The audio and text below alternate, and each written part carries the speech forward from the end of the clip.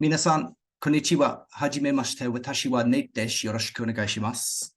Hello, everybody.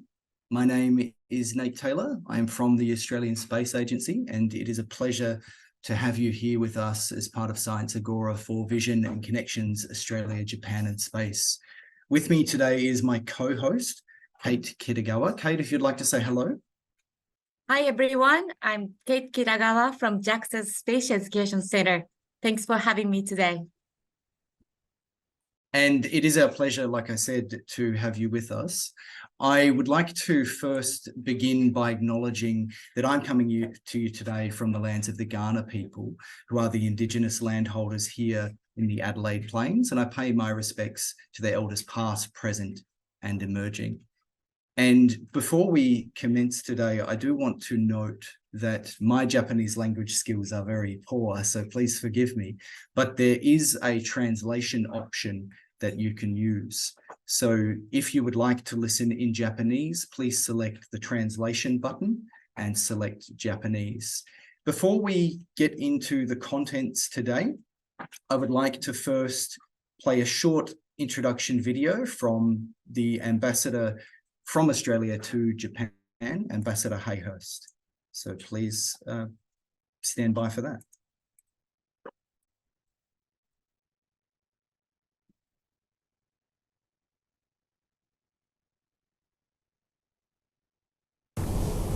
Minasan konnichiwa. AXA と JAXA を代表してご挨拶します。We all recognize how Japan is a special, trusted, and long-standing partner to Australia over many decades. Just last week, I hosted Australia's Deputy Prime Minister for another visit to Japan, while the week before, Australia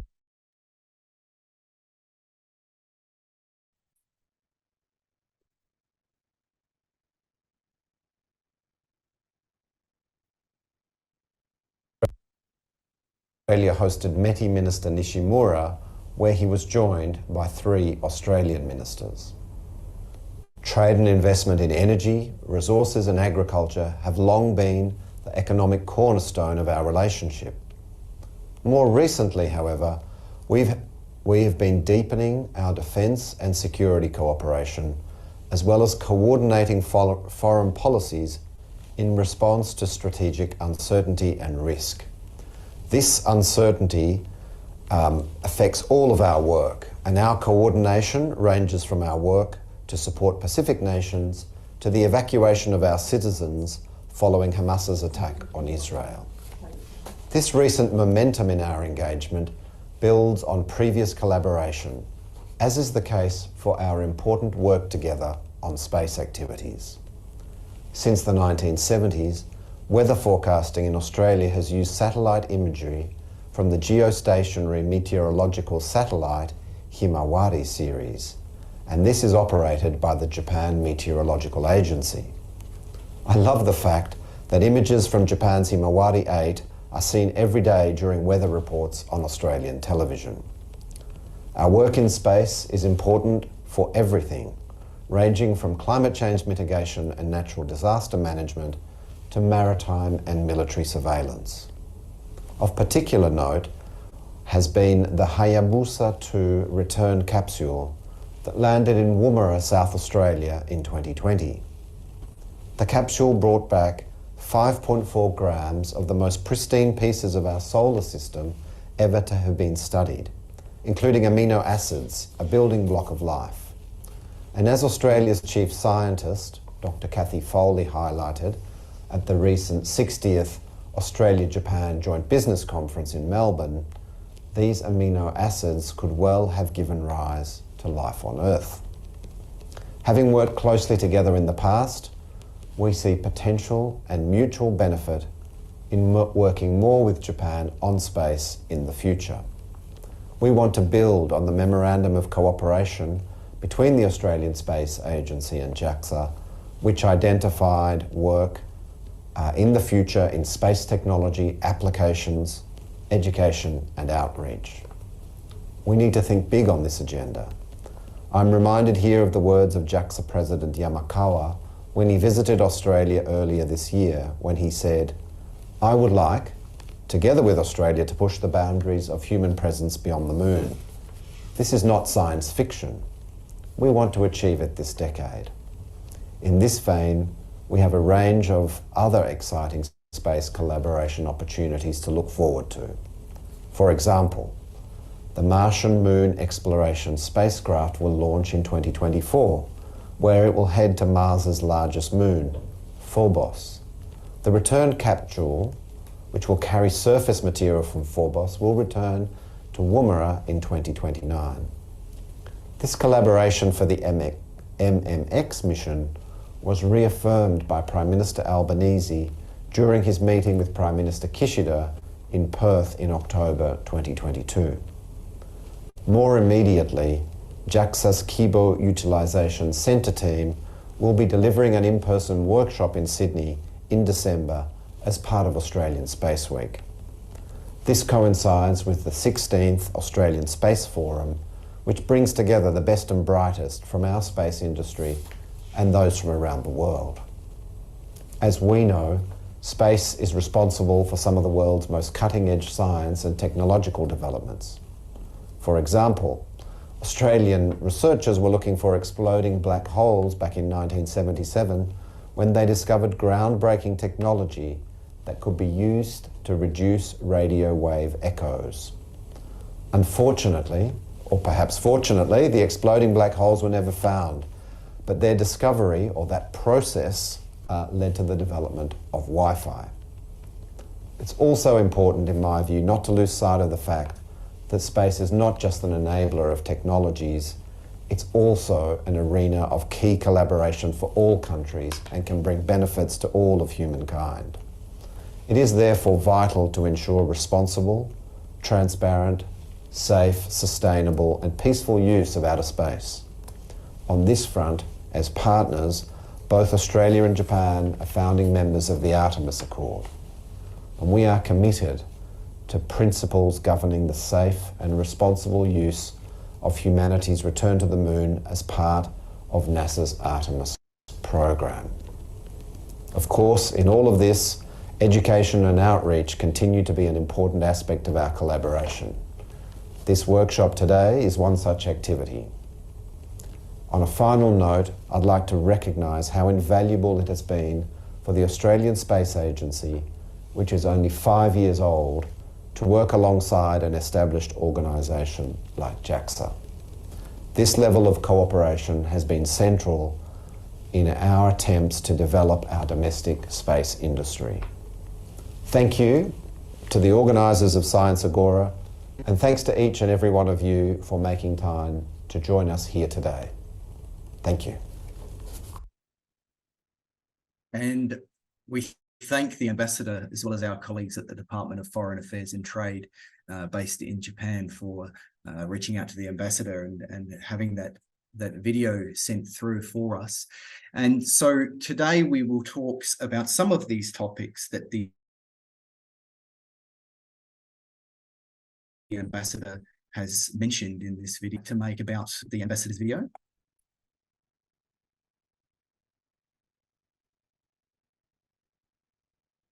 Kate, you're just on mute if you're trying to speak. Sorry, my internet has been stopping here and there, so I apologize for this, mute. But yeah, it was excellent to hear from Ambassador Hayhurst, and it's a nice collaboration to be here with you, Nate, and also all of the participants here today. And we'll be touching on many aspects of collaborations today. So which one should we start, Nate? Well, we're going to start with something that you will help us understand a little bit more, Kate, which is MMX. And then after that, we'll be going through and doing a little bit of an activity that you have for us. I won't spoil the surprise, but there will be a chance for our participants to play around with a bit of a game. And then we will explore the history of Japan and Australia in terms of space collaboration before performing a few more activities around one of the things Ambassador Hayhurst mentioned, which is the Himawari 8 satellite, as well as why space matters, and then looking at other types of education initiatives, both in Australia and those that have been done in collaboration with Japan. We'll then wrap the session up with a Q&A segment. So if you do have questions for us, please feel free to put them in the chat or hold on to them, because right at the end, we will have time for you to take yourself off mute, turn your camera on and ask us questions. So with that though, Kate, I think I'll hand over to you if you want to explain to us about MMX. Okay, sounds good. Thank you for the introduction, and we will follow this order. And today we'll begin with the main collaboration to come in a few years. So that's MMX.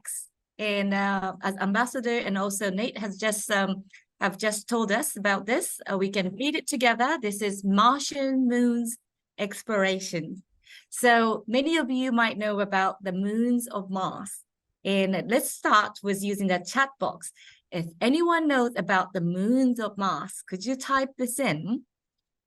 Try your luck. Anyone? That's it. Pop your answers in the chat if you know about the moons of Mars. Yeah. Okay. Yeah. One answer saying Phobos and Deimos. That's correct. Thank you very much. That's excellent. This is a great start. So if you want to type in to start with, please go ahead. And this is the fun part of it. So yes, everyone, that's just great. So there are two moons. And what we are doing here from JAXA is that, there are many agencies trying to reach Mars, but we decided to go to the moon, especially one of the moons called Phobos, and then try to investigate what's there on the surface. So instead of going to Mars itself and then land as other agencies did, we will be doing, we'll be trying to get the sample return project on one of the moons, Phobos. And to do that, we'll be launching this probe called MMX. And after that, MMX will be carrying the rover that has been structured and also designed and then completed by German space agency, and in collaboration with CNES, so French space agency. So this rover is now called Idefix. So the rover will be going on the surface and then try to see what's there on Phobos. And also we will be getting the samples from there and then try to get the sample back to the Earth. And then there, Japan is not large enough.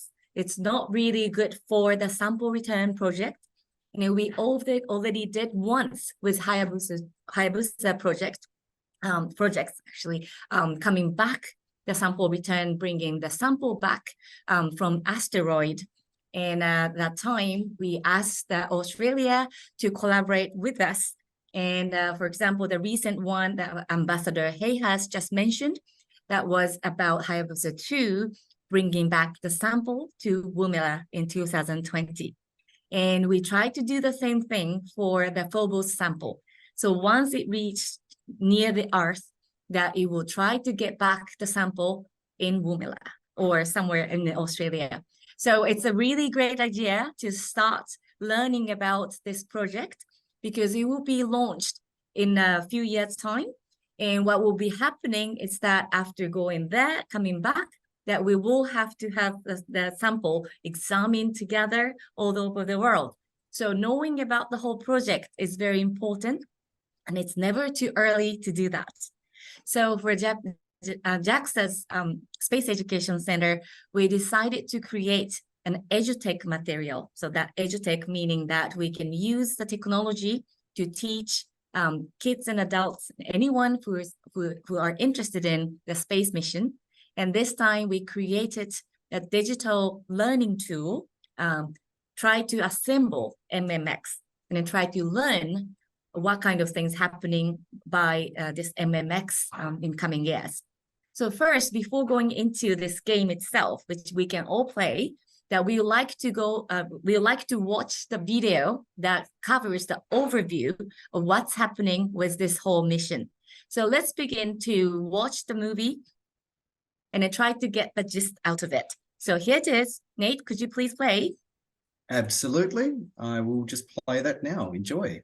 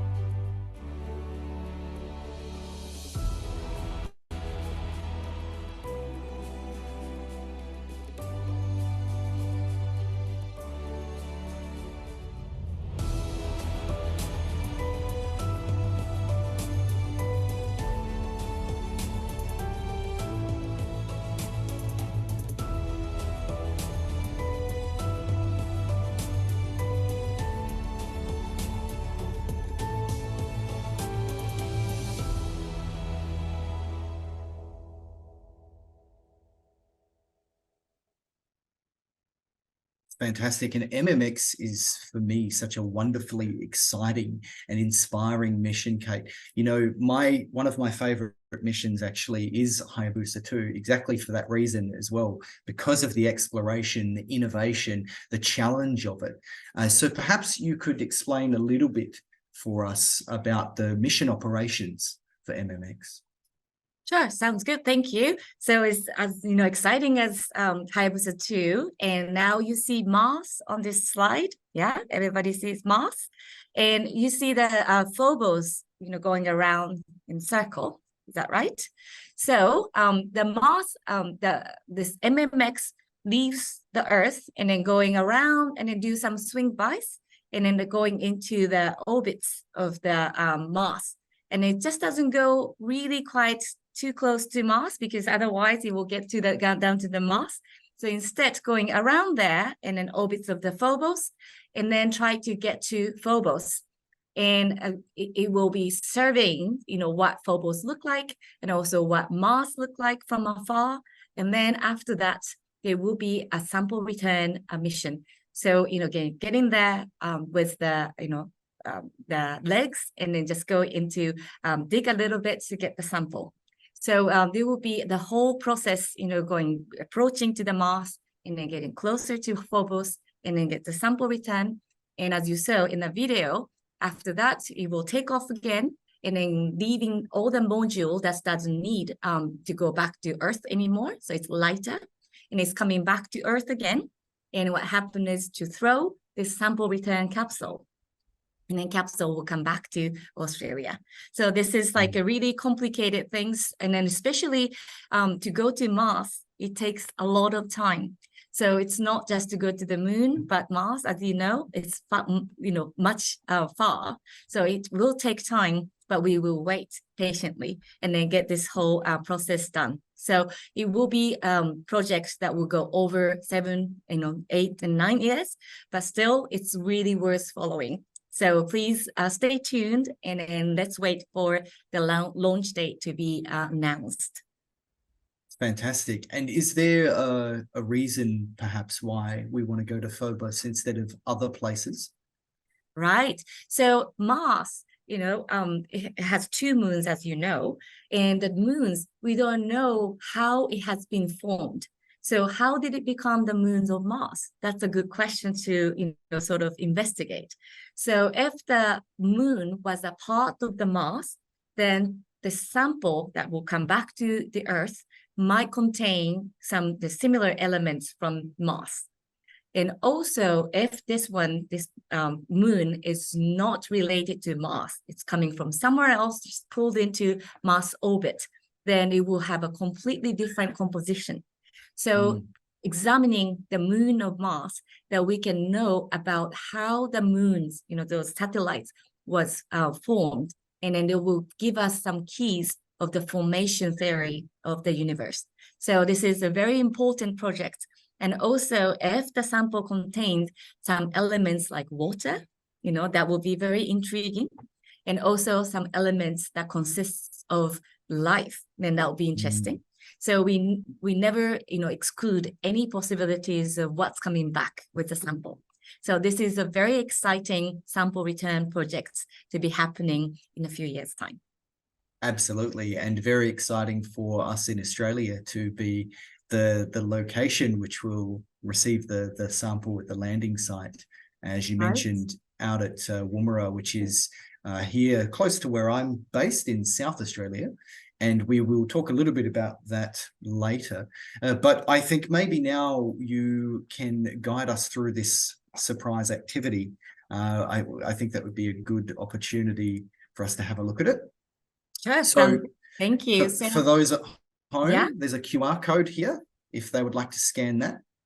Yeah. So this is best to do with your notepad style device. So the second one is a little bit too small, so you can still scan it and then upload it. But still, I recommend to use, you know, on a notepad or iPad or something like that. And this is because in Japan, there is a policy of distributing one device for one student. So when we created this device, we decided to be more competitive for the school device. And that's why we made it more suitable for iPads or any notebooks that you may have. So this is the QR code. And if Nate can start also the video, or should I start the video? Okay, Nate? Sure, I can start that. Just one moment. I put the link in the chat as well for those who didn't manage to get the QR code. So and originally we made a Japanese version of it, and now this is a test site for English. So all of the English speakers, you can use this one. And if you go to JAXA Space Education's website, you can also enjoy this in Japanese as well. So please join along. And Kate, if you want to guide us through how we use this. Okay, so this is easy to use. So if you can start, click on start. Okay. I hope that your screen can be a little bit larger. Nate, can you expand? I can try that. Yeah, that'll be great. So on the right, you see MMX, and on the left, you see a rover. And in Nate, you probably have to just tap to go forward so that we can go to the step 1 while I'm talking. Right. So this is an introduction, and this is a self-study guide. So anyone from school children to adults, that they can start learning about the basics of why this mission is important and then what will be happening during the mission. So now, like, Nate is just clicking to go to the first step, which is to create your own MMX. So as you can see on the right, this is a device called MMX. The probe is going to Mars, and this game educational materials that you can create your own MMX. So go on, Nate, and then this is an explanation of like why there are some theories of Phobos made up of like Mars, or it came from somewhere else, and so on. So something that I explained will be all in this game. I love this. I want to read everything, which is perhaps why I'm this going is a bit another too slow. thing that you can do at home. And you're getting that. So it is just explaining how come there are planets like Earth that has water, and then Mars, it could have had water before, but we need the proof. So those kind of things that you can learn from this game educational material. Okay, so the step 1, if you click on that, Nate, that we are trying to build your own MMX. So now this is the time that you'll be using the chat box. So please help us to create our MMX. So Nate, can you read the what Rover is saying over there? So it's, let's say it's So we can choose different items, and we can select those different items, things like panels or communication antennas or thrusters, for instance. So now the first item to choose is solar panel. So we can do a light one or we can do a heavy one. Okay, so what should we do, chat? Okay, so everyone, could you help us? The heavy means the right one. So you can either write right, left, or say heavy and light. And then within like say 20 seconds that we'll have to see which one to choose from. So could you please help everyone? So one, Jenna saying heavy, small, and Brennan saying heavy, and Hiroko saying small. More people, please. So which one would you like to choose? Either small or large. And if that's small, Nate, can you click one more time? What is the hint? Let's see. It looks big and heavy. It looks light. Yeah, so is that all like it has now? So okay, so there are many small. Okay, so should we just choose small? Yeah, for now. Okay, let's choose that. It says it's worried about how much electricity it will generate though. Yeah, so it depends on the scale. It will determine how much energy that can generate. So the next and again, we have a heavy and a light antenna. The big antenna can quickly send large amounts of data, whereas the small antenna says that it might take a long time, but it is lighter. What do we think? Small or heavy? Okay, small antenna or large antenna. So now everyone, small antenna or large antenna. Okay, big one. Big antenna. Yeah. Okay. Well, large. Looks like everybody wants the big one. Everybody Okay. wants the big ones. Okay, so let's choose the big one. And now we need a propulsion system. So I think this will be the same. So, okay, we have an electric propulsion system that uses electric energy. It's less powerful, but more fuel efficient. Or we have a chemical propulsion engine, which uses energy from burning fuel. It's powerful, but is not as fuel efficient. So we have electric or chemical. What do we think? Hey, what do you think? Electric or chemical? So electric, one vote. Any other people? And when would we use these two, Kate? Because there might be a difference, right? If we're doing a long mission where we have to travel a very long distance, maybe we want something that's more fuel efficient. So for now, should we choose electric? I think so for now. Votes. Yeah. All right. Okay, so those are our first MMX. So let's try to launch it.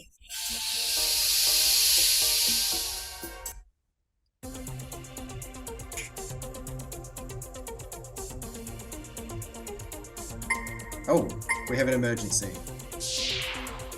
Uh-oh. Oh no, the electric propulsion engine could not decelerate enough in such a short time.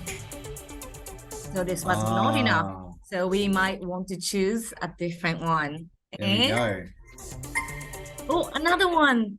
Oh, we did not have enough electricity, so we couldn't produce enough power. One, the panel has to be larger. Okay, got it. There we go. Right. So I think we get the idea now. Yeah. Okay, so let's choose the larger one so that we have enough energy. Yeah. Right. Power, and then propulsion. And then so it's not electric, but the chemical one. Chemical one. So let's go with that. Great. Let's launch again. Let's see what happens. Yay.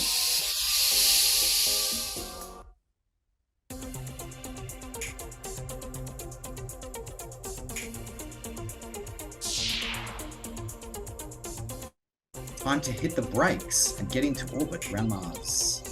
So we braked hard and safely entered orbit around Mars. Great. Hey, success. Right. So this is the first step, that you have to go into the orbit. And now you successfully built the MMX that can go into the orbit. So this is the very first step. And then we won't do the second and third because you can enjoy everything at home. But this is an introduction of how an EduTech works.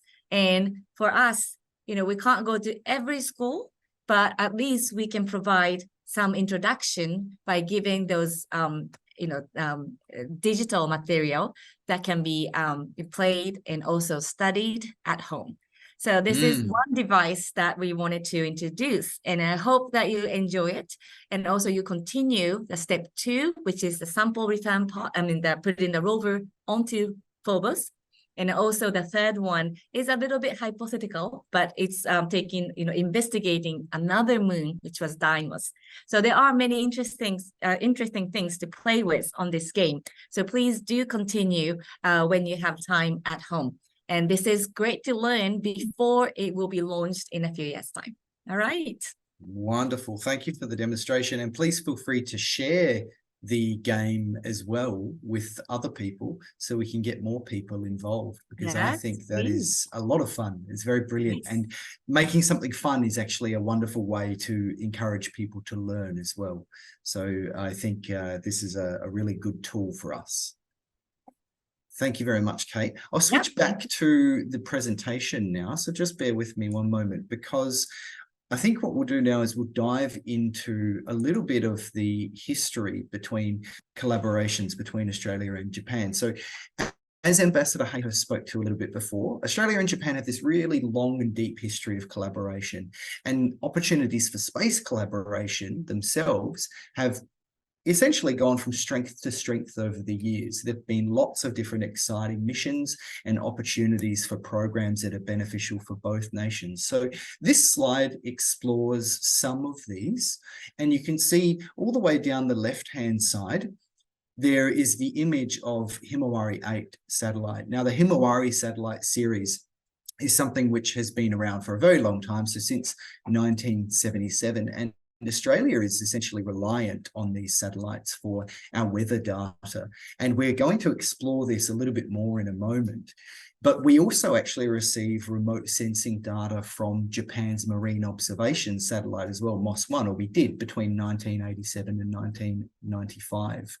We then had between 1986 and 1988, at Tibinbilla, the Japanese radio telescopes were used in conjunction with NASA's Tracking and Data Relay Satellites, TDRS, the acronym is, to create what we call a very long baseline interferometer.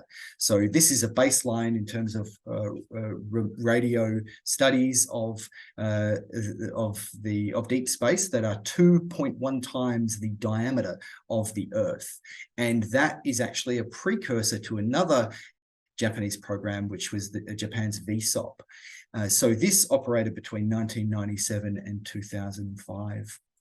But Australia has also served as test and landing location for many different Japanese space projects over the years. So since the 90s, there were actually 13 different tests of the ALFLEX, so the Automatic Landing Flight Experiment.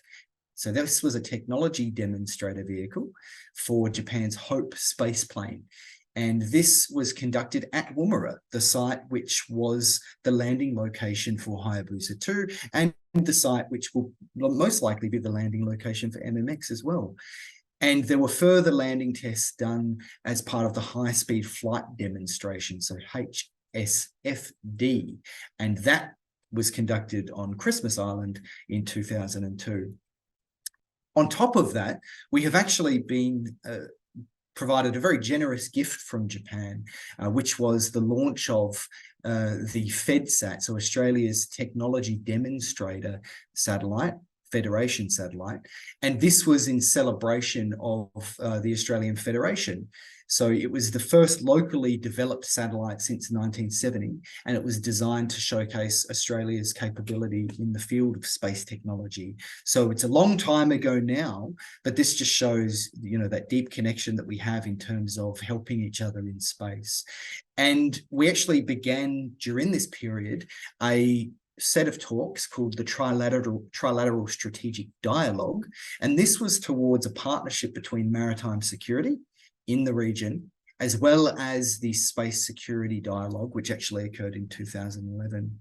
There have been many other activities throughout this time as well, but it's not just that we have these upcoming kind of space projects that, you know, help us in terms of our capability, but it's actually the flow-on benefits of these relationships. So there are business-to-business partnerships and opportunities, there are research opportunities, and there is the ability for both of our nations' people to learn from each other and essentially from the world's best. Japan actually has many of the world's best researchers in space. So we've been hard at work as well, inspiring young people, looking at pursuing careers in space. And this is something we will touch on a little bit later as well. And then on top of that, we've been doing a lot of work in the Asia Pacific region, and Japan actually lead the way for a lot of these activities in space as well. So I think we will move on now, but if you do have any questions about the historic relationship between Australia and Japan, you can pop them in the chat, and hopefully we can look at answering those a little bit later. So the next thing that I would like everybody to do is actually another activity. I know you're being spoiled for activities today, but this one here is a satellite viewer. Now, we'll just check to see if this will open and run for you. I did have some issues with this site earlier today, but if you scan this QR code, and if you could pop in the chat if this site is loading for you. If it's not, that's okay. We have a backup activity that we can use. But if you could just pop in chat, is this loading for you when you scan this QR code? Yeah, it looks okay. Great. So it doesn't load for me, unfortunately. So I'm not going to be able to show you on the screen. But if you're on that website, I'll be able to walk you through it. There is also this other one, which I will just pop in the chat for you as well. So just bear with me. So this other one is a very similar thing, which is actually a Himawari 8 satellite viewer. But this other one is a Japanese one, which perhaps is maybe being more reliable for us today. But this is actually put together by the National Institute of Information and Communications Technology out of Japan. The one that's linked to the QR code is the Bureau of Meteorology in Australia. So there's a few things that I would like you to do with this, and I'll see if we can kind of talk you through it. So this allows us to see what satellite data looks like and how it can help us with things like weather forecasts. So this one here, like I said, is the Himawari 8 satellite feed from the Australian Bureau of Meteorology, which comes directly from the Japanese satellite. And the default view that you would be seeing is a static image of weather over Australia. So you should see a play button there. And if you hit the play button that's on that website, you should be able to animate. There we go. Look at that. Kate, you're a lifesaver. Thank you very much. So you can actually animate the weather over Australia. And you can actually slow this down. So you can speed it up or slow it down. And this plays a loop of, I think, 10 or 12 hours of weather forecasts over Australia. And you can see the weather system swirling around and moving across the country. You might even be able to see the motion of sunlight across the landscape if you take the timeline that's on the bottom of your screen all the way down to the back, to the end. And what you're looking at there are actually true color in every 10 minutes. So it's very useful for a few things. Do you want to pop in chat, maybe if you can think about what would we use this image for? Apart from weather, what specific things do you think these images might be useful for? See if we've got some answers in chat. What do you think those color images would be useful for? Any ideas? Surveillance, or potentially. It's not really made for surveillance. Climate change patterns, that could be an interesting one indeed. Yes, we definitely use weather satellites to look at those phenomena. Agriculture, that's an interesting one, Tim, and it is color imagery, so you could perhaps look at it for agriculture. We certainly use Earth observation satellites for those applications, as well as bushfires, which McGowan mentions in the chat as well. But those color images are actually very useful for detecting fog and detecting low cloud. So we combine those data with other data in order to form a good picture of what's happening with the weather system on the ground. Now, you can control the speed of that animation, but what I'd like you to do is click the layers button, if you can, and select infrared grayscale. So infrared grayscale layer, if you can select that one, and then have a think about what that one might be showing us. What would we be looking at with infrared, do you think?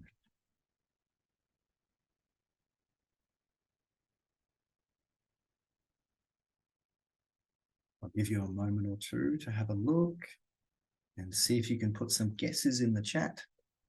Clouds, yeah?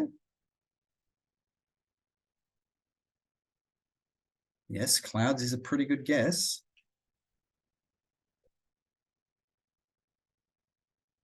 To see through clouds, now that's an interesting one.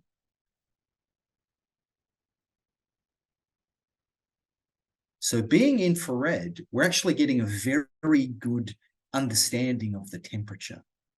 So we are able to look at, for instance, watch what happens when you play that animation over time to the landscape.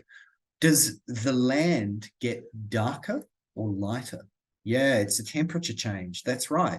So you'll actually see that the land gets darker.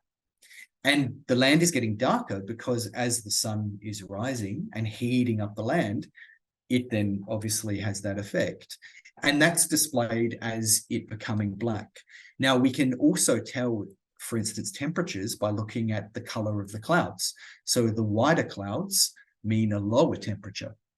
And so once again, this is another piece of data that we can use to inform our weather pattern understanding. So if you now select the infrared and Zeher layer, this one actually applies a color code to that infrared.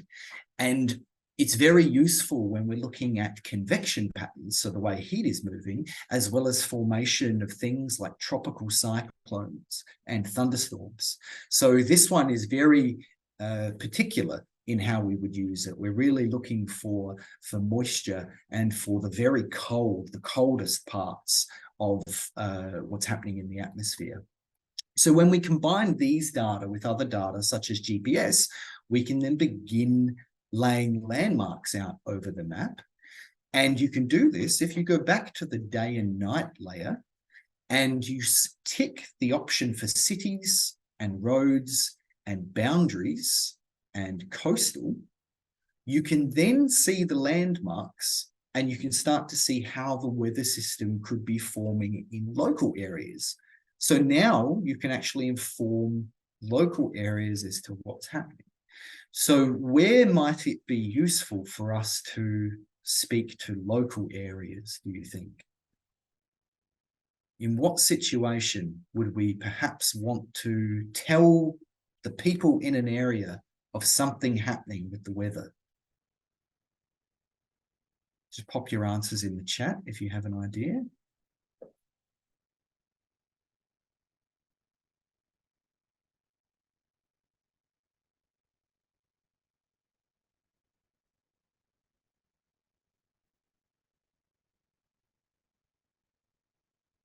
There we go. Okay, bushfire awareness and natural emergency, spot on.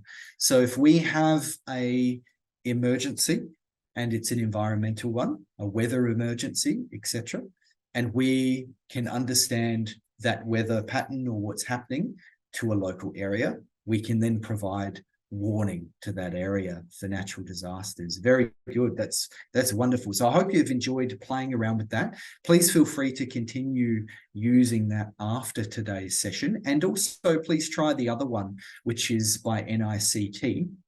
It has a different approach and not as many layers, but it has a bigger regional viewpoint, which is very interesting to see as well. The next thing I would like you to do, which is another activity, so I'll just share my screen again, is I would like to ask you why space is important. So why do you think space is important? So there's a QR code there on your screen. If you can scan that, that will take you to a word cloud. And I'll just put the link in the chat as well in a moment. So please take a moment to scan that QR code. And if you can't scan the QR code, the link to that form is now in the chat. So the question I'm really asking here is, how do we use space? How does space affect us? And why is it important for us to invest in space, to engage in space? Why is this important? And the answers in Japanese are welcome as well, right, Nate? Oh, if you can, yes, please. Yeah. And Kate, if you can help me out with those, yes, that would be wonderful. That'll be fine. So if you can just type up anything, that would be great. And this will be the word crowd. So it's coming up. Yeah. Yes, we've got some responses coming in. Yeah. I've never done one of these word clouds recently without having Elon Musk listed. He's always listed. Always there. Okay. Important things, origin of creatures, healthcare. Absolutely. Healthcare. It's an interesting answer. Healthcare. That's great.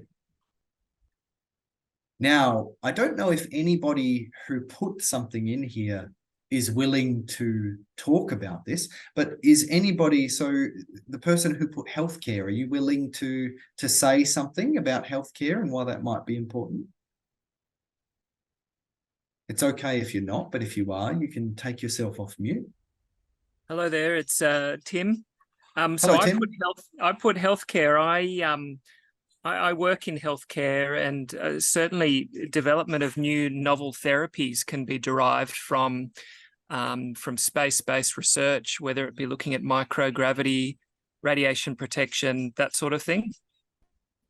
Absolutely. So we develop a lot of technology for humans in space, and then a lot of those technologies are transferable back down to Earth. So if we think of even something as simple as pharmaceuticals, so medicines, if we go to space, those medicines are actually not as effective and they don't last as long. So we need to think about ways we could, for instance, manufacture pharmaceuticals in space.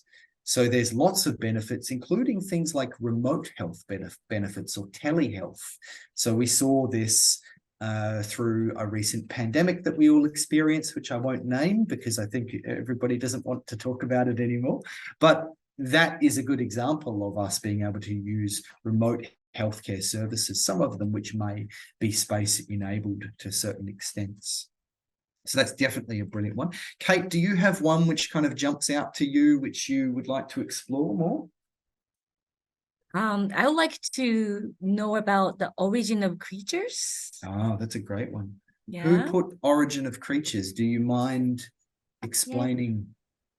I put in Hello. Hello, my name is Sumire Nakakos. I'm working in Kajima Corporation. I study about biotechnology in the general construction company. I'm interested in how vast the creature in the earth.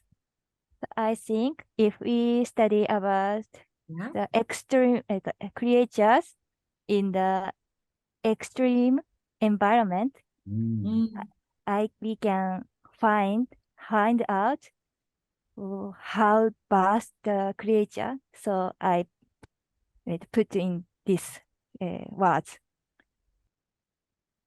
Thank you. That's wonderful. That's excellent. Excellent. Yes. There have been some very interesting experiments with not only creatures, but biological experiments in space as well. So experiments with tardigrades or water bears, but also with other microbial life forms, because microbes in space are very interesting. The way that they replicate changes in space, and this can lead to different expressions of their DNA that we don't normally see on Earth. It can be used, for instance, to look at cancer treatments. There's a thing in the DNA called telomeres, which has a link to cancer. So this is one way, and there's many examples like this. So this is a very interesting thing to look at. Great. Well, thank you very much for adding your thoughts to this word cloud. I think you've covered most of the things which I was going to actually talk to you about. But what I'll quickly do is I'll just share with you a few that we at the Australian Space Agency like to highlight. So we have these ones here. So everyday life. So space technologies are used every day in the modern world, and we don't even really think about it, from our banking to the GPS on our phone and our weather, but even in ways which we don't necessarily associate with space, such as our phone cameras and that technology being transferred from the space industry. It's a big source of inspiration for us. It actually inspires us to answer some of these really big questions, like with NMX and looking at the formation of different bodies in the solar system, or what is our place in space as humans, and is there potentially life? So very much an inspiration. And we've already touched on the next two a little bit, which is about safety and sustainability. So safety in terms of natural disasters, and sustainability in terms of environmental awareness and environmental management. And then we were very fortunate that we were able to speak about the health one previously as well. So I'll just pop a link in the chat for you, which you can actually find out more about this particular resource. So if you go to this website, which is the Australian Space Discovery Centre website, you can download some resources about this. Now, I'm conscious of time, so we might move on to the next very quick activity, which is another interactive activity for you from a company called Sabre Astronautics, and this is using a software called Tarot. So please scan the QR code that is on the screen there, or follow the link that I'm going to put in chat. So I'll give you a moment to do that. And I will switch across to Tarot in just a moment. So I'll just give you another moment to scan that QR code. And just bear with me while I now switch across to Tarot. And we will go on a little bit of a demonstration as to what it looks like to be a spacecraft operator.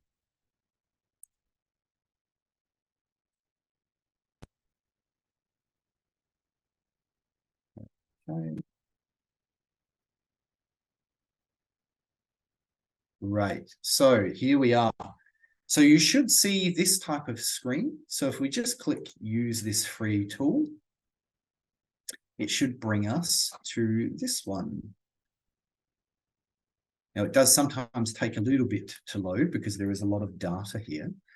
But this one here is a space situational awareness tool. So things that are in orbit around Earth, they have limited or sometimes no air resistance, and they move in very predictable ways under the influence of Earth's gravity.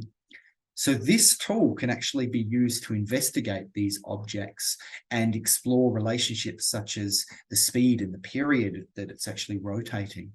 So the first thing that we can do here is log in as guest. Now feel free to click and drag around this map here. If you're on a PC, it's click and drag, but if you're on a tablet, you just use your finger to rotate. That's it. Thank you, Kate. And the default view that you have here is a satellite view. So each of the dots you're looking at actually represents a satellite, and you can actually click on one of those dots and it will bring up information about the satellite. So I've selected a Starlink satellite. This is telling me it's about 400 kilometers high. So that's the altitude. And it's telling me how fast it's moving, 7 kilometers per second, which is very, very interesting. But we can do some more interesting things. On this panel here on the left, just go to the time rate. And instead of having 1 second per second, type in 2 extra zeros, so it says 100 seconds per second. And now we can see this animation playing at 100 times real-time speed, which is very interesting to see all the space traffic. You can zoom in and out, by the way, if you're on PC by using the mouse wheel, or if you're on a tablet by pinching the screen. Now on the left-hand side here, we also have a panel where you can add things like rock bodies and debris. So now that I've added space debris on here, I'm going to zoom all the way out. And if you know what space debris is, please pop in the chat what space debris is and where it comes from. Where do you think space debris comes from?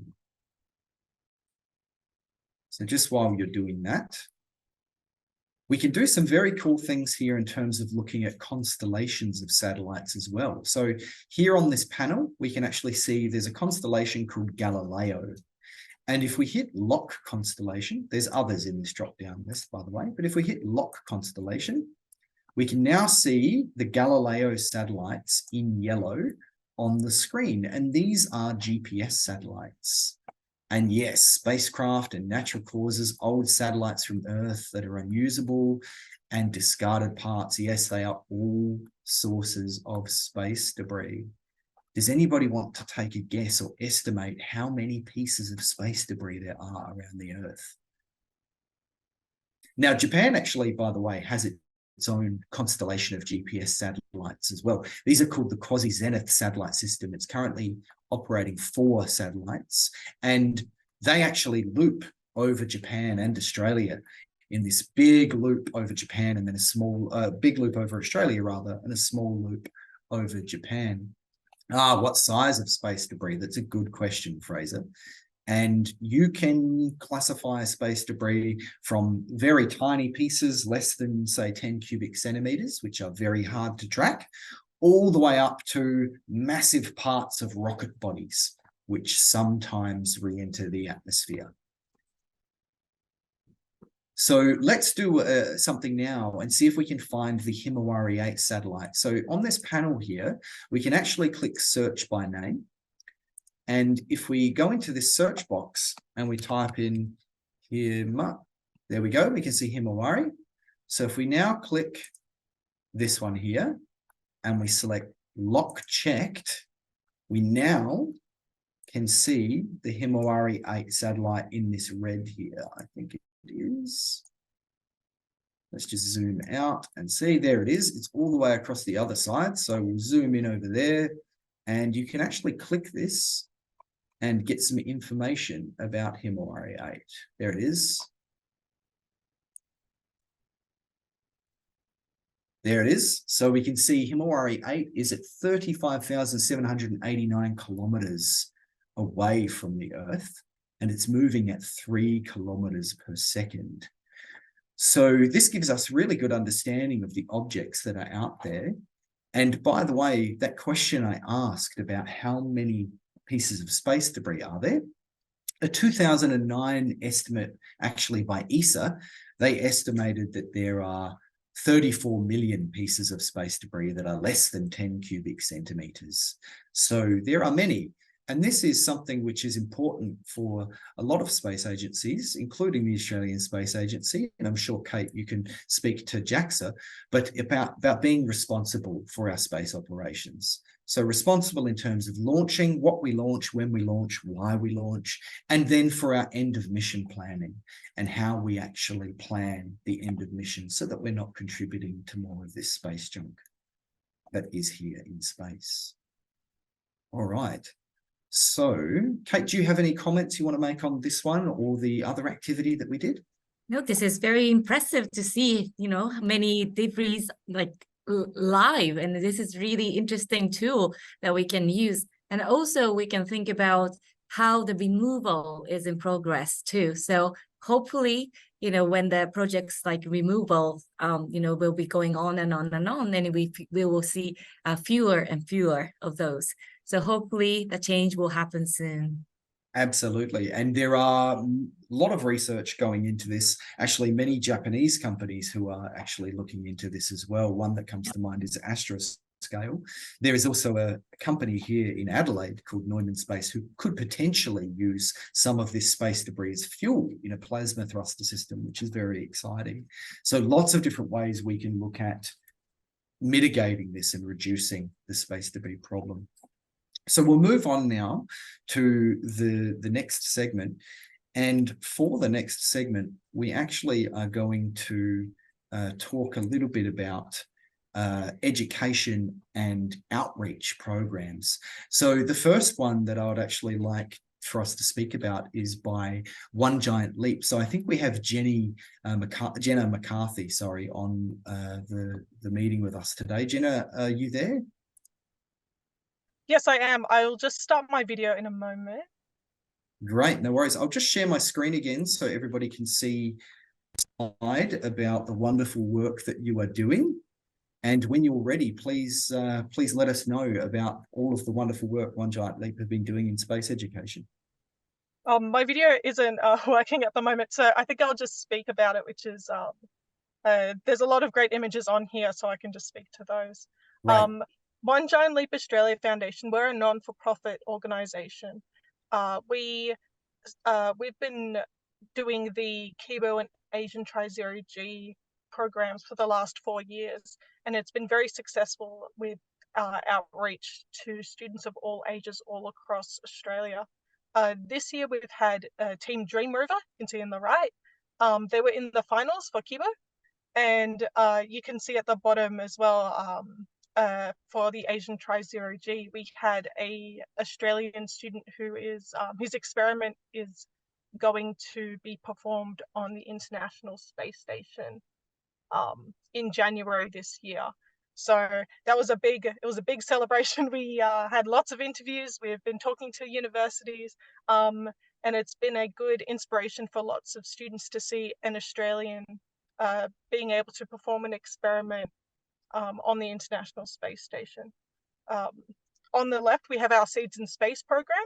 So we put golden wattle seeds onto the International Space Station for 6 months, and currently they are being grown in the Australian Embassy in Tokyo, and they are also being grown in 300 different schools across Australia. So they're being grown. We have the space bottle, and we have a control one that we send off to all the schools, and this program is called What Will Happen to the Wattle. So it's a bit of a fun little name. And yeah, so we look at connecting schools from overseas to Australian schools. So if anyone is interested in any Japanese students connecting with Australian students, I'll just put my email in chat, because we are going to Japan in January. We're going to take Shingo to JAXA, and we're going to watch this experiment be performed in real time, and take lots of photos, because again, this is a big celebration for Australia to have, a student perform their experiment on the International Space Station. So any other students, Japanese students that would be interested, or any teachers that would be interested in collaborating with Australian schools, talk to me. I think it'd be fun. Right. And many of these programs, actually all three of these that you're mentioning here, have been in collaboration with JAXA. So Kate, I don't know if you would like to say something about any of these programs? Sure, that sounds great. So many participants now for Kibo and also Asian Tri-0Z. So there will be some, chances for anyone from any parts of the world who can have, form a group and also try to either compete or suggest those experiments. So please check out the website. And please do not miss the chance. So, it's happening all year long. It's just some rolling. So please do check out and see the timing that works for you. And we'll be really delighted to see, what comes out next. So please check out the website. And also collaboration with Australia, as Jenna just has said, will be coming up in January. So we will all watch and see how it goes. Thanks. Right. I think these are all fantastic initiatives. The Kibo RPC is very interesting to me as well, because Jenna, correct me if I'm wrong, but the participants here, they have to solve challenges, right, on the ISS by programming these robots. So one of the challenges they have, I think, is an air leak. And yes, they have to try and program this robot to move to the air leak, detect it, and then actually kind of repair it as well. Yes. The students really love that this is a real problem that they have to solve. It is something really serious, and it's they're making a real change in how we remotely operate things in space. And so these 5 young high school students were so excited to know that their programming is being looked at by industry, and that they are really making a difference in space, and that we can further our knowledge. Yeah. And then Shingo's experiment as well. This is looking at the rotation of chopsticks in microgravity, right? So Yes. are there ways that, in terms of the importance of what that experiment is doing, are there ways that you think that this could, be used in other areas? Absolutely. So his experiment, it's very similar to if you have thrown a tennis racket or even your mobile phone up in the air. There are 3 points of axis, so it spins in 3 different areas. So what he is proposing is this Cherenkov effect in space, just a smaller scale of it. So what he's proposing is just a small version of something that could be proposed to propel or move certain objects in space on a larger, wider scale. So I'm very excited to see kind of what happens in that zero gravity environment in January. Right, as we all are. Thank you very much for taking the time to come and speak to us and share what One Giant Leap are doing. We really appreciate it. So thank you so much, Nate. Thank you so much, Kate. Wonderful, thank you. And next we have actually another guest from Makers Empire, which is an Australian based company, and we have Sharon Morris with us. Sharon, are you there? Hello, how are you? Hello, Hi, great, everyone. thank you. I'll just bring up the details of Makers Empire and what you've been working on, but if you'd like to introduce yourself and introduce what we're looking at here on the screen, we would love to hear more about it. Sure. So hello, everyone. My name's Sharon, and I'm a teacher and a learning consultant for a company here in Adelaide called Makers Empire. And Makers Empire is an ed tech company, so based here in South Australia with a global customer base. And what we've created is a fun, gamified and easy to use 3D design app specifically designed for younger children, so about aged 5 to 12 years. So it's a little like a CAD program for primary school students. And our aim is to develop children's creative confidence and their design thinking skills. So I'm actually here today to talk about the National Kids in Space program.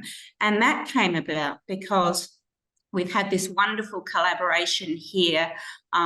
We are co-located here in Adelaide with the Andy Thomas Space Foundation and the Australian Space Agency. So we were able to work together. We had some real synergies in the way that we were working and our missions. And we were able to come together and use Makers Empire to be able to deliver a program, a national program to students. It started 2 years ago as a statewide program and has grown into a national program this year. So it's travelled right across Australia. There was huge interest from schools across Australia. We actually had about 500 schools express interest in the program, and we selected 70 from that 500. And then every school that got a place in the program has had access to our 3D software. They have a 3D printer that they were sent, and they've had access to some professional learning. So the Makers Empire have travelled right across the country, and we've facilitated face-to-face professional learning with teachers. So focusing not only on the design thinking and how to use these 3D technologies and the 3D printer, but also on increasing all of the teachers' knowledge about space technologies and the space industry.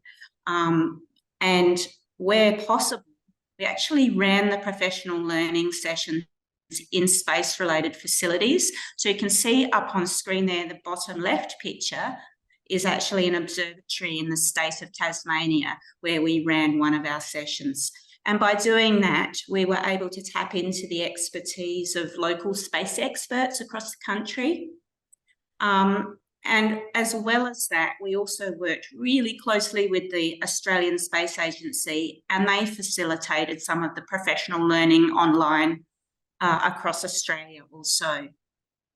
Makers Empire also developed an online course that goes and gets embedded within the app, and that teaches students about the space industry as well as giving them an opportunity to practice their design skills. So they work through this course, and the very final step in that course is a design thinking challenge where the students are invited to design something that might help astronauts to work and live in space, or that uses space technologies to help solve a problem on Earth. So the design thinking is very much focusing on real world issues, as we've heard today, about solving problems that make a difference for their community or for a global issue. And as you can see on that little summary page that Nate's put up on screen, there's been over 500,000 designs created in the app. So there's a lot of thinking going on out there. The image in the middle on the right, you can see an example of a group of students that explored that design challenge, and they looked at how children might play and maintain bone density if they lived on Mars. So they developed these playgrounds that were in domes, and they addressed microgravity environments in their design. Other design solutions looked at things like using satellite technologies on Earth to track and protect endangered native species during bushfires. So very diverse responses to that open-ended design challenge. So every student, when they participate in this program, has an opportunity to present their design solution at what we call a showcase, where they get to talk to their learning and the processes that they've gone through. And they also have a chance to put on display some of the 3D printed models that they've created as their design prototypes when they're coming up with their design solution. So the picture up on the right at the top, you can see some students standing behind a table, and on that table they have some of those 3D models that they've created as part of their problem solving and designing. The children that you can see in the middle on the left, they're actually from a remote Indigenous community here in Australia, and these students did this really clever design where they drew together their Indigenous knowledge and modern space technologies to solve a local problem in their community around the tidal changes. They've created this tool that measured the tides, and they've had a lot of flooding in their community, and that really impacted on hunting and fishing in their community. So they solved a problem using space technologies that really made a difference to their community, which is quite a remote one in Australia. So this national project has had an incredible reach with 71 schools, 175 teachers, and thousands of students. So there were over 5,000 students officially in the project, but because of the way we work in upskilling teachers and offering professional learning, that flow-on effect in schools meant that in total over 9,000 students have accessed the online space course this year. So it's been a really highly successful project. And it's not only supported students to see themselves as creators and innovators and problem solvers who can solve, real world problems, as we've heard today, but it's also really promoted, I think, a fascination with the space industry and a real understanding of space as an integral part of their everyday life. So that that conversation you were having earlier, Nate, about why space matters, I think has been a really big focus for these students to see that it is actually a part of their world. And that's I mean, it's a fantastic effort, a fantastic program. It is really something which and this is the reason why we have this workshop today classified under society, because space is something which inherently affects us across all levels of society. Sometimes we are aware and we know, but often we're not. So having young people engaged in a way which is hands-on and fun, they can do something which is creative and they can solve real problems, is, I think, a huge testament to this program and something which will get them hopefully very excited about the space industry. So thank you very much for coming today and sharing the work that you're doing. We really appreciate it. You're very welcome. Thanks, everyone. Great. So I think now we're getting very short on time, but I want to just ask you all to help me with one last activity. And it's going to be a really, really simple one, a really, really quick one. And it is this question: Australia is going to the moon. Fact or fiction? Can you please put in the chat box whether you think that this is fact or if you think this is fiction?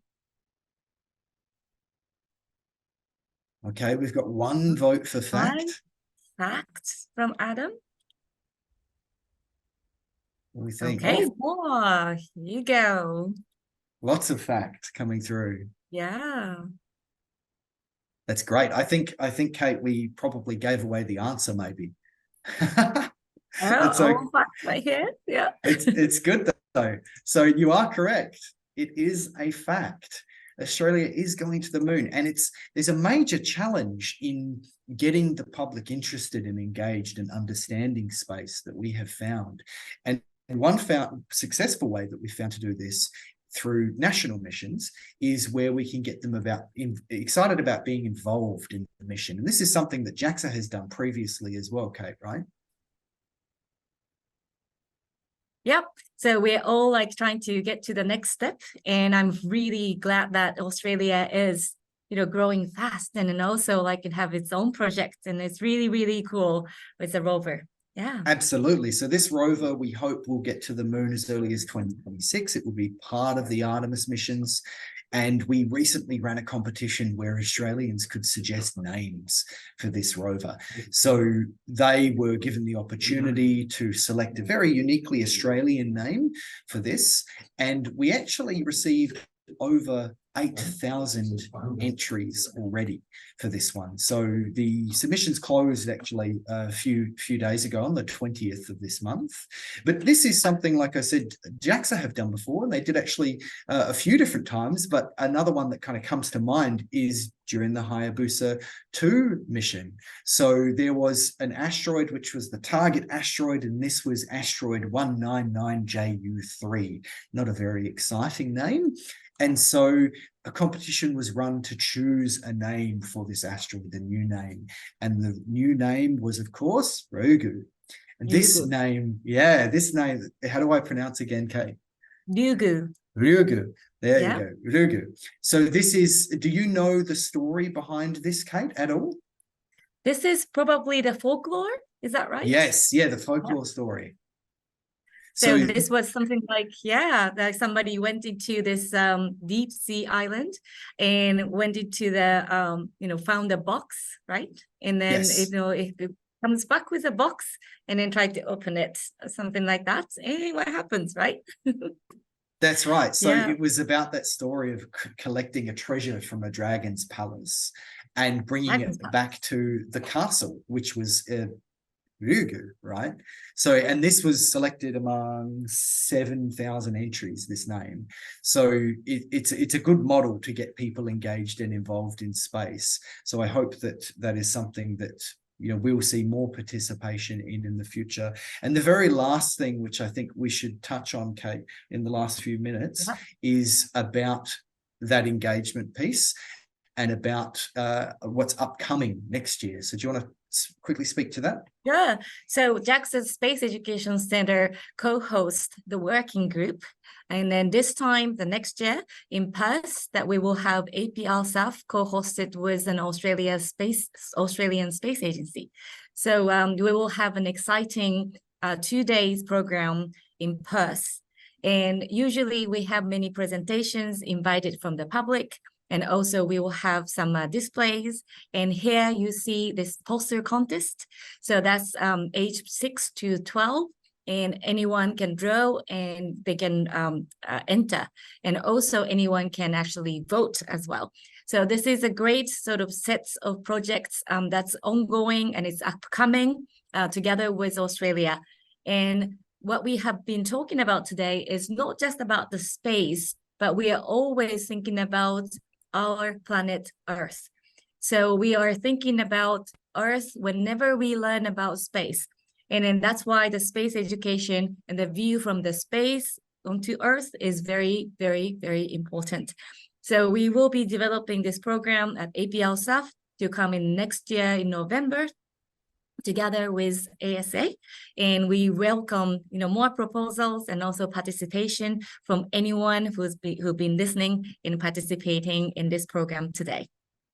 Absolutely. And so perhaps if you have an idea as to what you would like to see at a program like APRSAF, if you can put that in the chat, or we will move to Q&A in a moment, you're more than welcome to let us know about that as well. So, today we've talked about a lot of different things, but really the kind of main points that I wanted to highlight with this, which I hope you've taken away from it, is that the collaboration in our region doesn't just support our exploration of space. Kate, you mentioned that there is that connection with the Earth anytime we talk about space.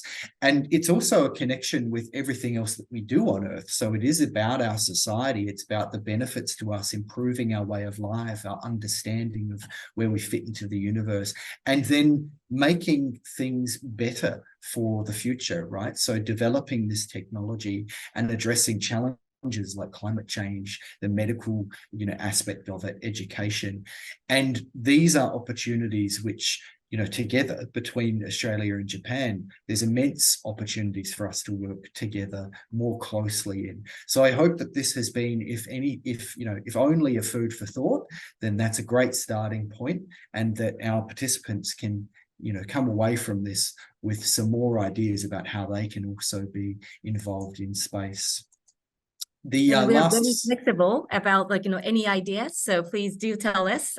Please do not be afraid, and it would be really nice to talk things over. So yeah, we are free to we are really open.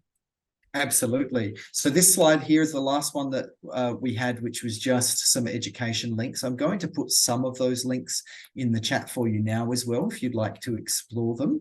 But this will end the formal part of the workshop today. And in the last few minutes that we have remaining, we would like to open the floor up for any questions from the audience. But thank you very much for attending. And also thank you very much to Kate and for our guest speakers from One Giant Leap and from Makers Empire. We very much appreciate your attendance and also your participation. It's very much appreciated. Thank you very much. Well, thanks, Nate. Okay.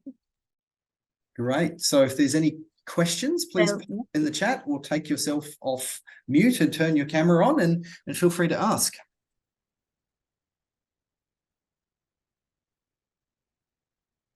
Astronomical observation, not spacecraft, satellite. Ah. Oh, Hiroko, would you like to elaborate? Yeah, on this one?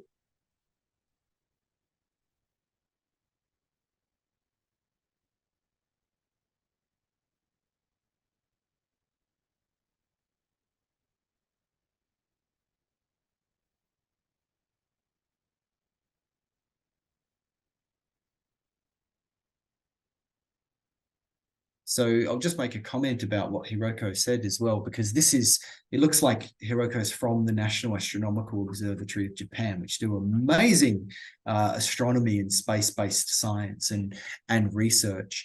And so you could potentially also actually use this forum or, APRSAF to talk about these things. When Kate mentioned before about the space education for all working group, which is part of APRSAF, space education, if we think about this in terms of, engineering and design and technical and research, it's absolutely a part of it.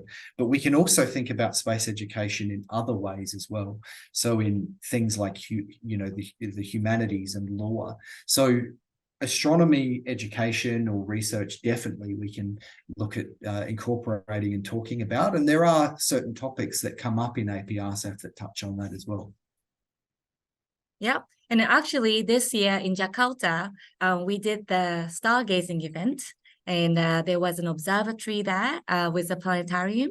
So we look at, the host country and, what kind of things are in, on demand or some sort of interest, and what kind of, facilities are possibly there. So we have to think about what's best for us to do in Perth. And of course, possibilities are again the collaboration. And in last year's APRSAF was connecting 6 different places on Earth. And then Naoje, where Hiroko is, help us to make the live observation, astronomical observation possible. So that was really fun. And soon the archive will be put on our website. So if you're interested in those, side event of APRSAF, please come back to our website and then please take a look. Great. And then Tim asks about collaborations between Australian Space Agency and JAXA in terms of space radiation protection. I'm not aware of anything specific though. Kate, are you aware of anything specific? No, not at the moment, but possibly. So we probably have to check back. And Tim, thanks for asking. Absolutely. And, there are several kind of areas as well in which, Australia and Japan have specifically identified in terms of space activities. These are things which are really beneficial for both nations to look at. So I'll just put a link in the chat, which is actually a link to the Memorandum of Cooperation, which you can read more about those specific things which we have identified. All right. Do we have any other questions?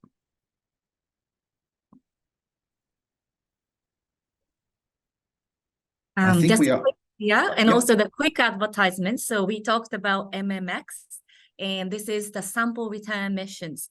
So it all started from the Apollo's time, and now, like, it's moving on to Hayabusa's era, OSIRIS-REx, and now onto MMX. So Space Education Center will be hosting 3 seminars on the sample returns. The first one on Apollo will be on October 31st. And the link is here. So if you're interested in, please do come along, and all in English. The best possible speakers from the world will be there for the Apollo session. And second one will be November 14th, with this Hayabusa 2 mission that Nate has been explaining to us today. That's fantastic to learn more about it. So that's November 14th, and registration will be opening after the first session is done.